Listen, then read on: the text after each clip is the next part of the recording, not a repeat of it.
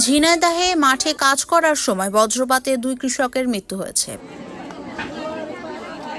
5 October সকালে সদর উপজেলা আরমুখী ও শৈলকুপা উপজেলার শেখরা গ্রামের মাঠে এমন ঘটনা ঘটে। স্থানীয়রা জানান, সকালে সদর উপজেলার আরমুখী গ্রামের শিমুল বিশ্বাসের বাড়ির পাশে নিজ জমিতে কাজ করছিলেন। বৃষ্টি শুরু হলে অন্যদের সঙ্গে বাড়ি ফিরছিলেন। এমন সময় বজ্রপাতে ঘটনাস্থলেই মারা যান তিনি।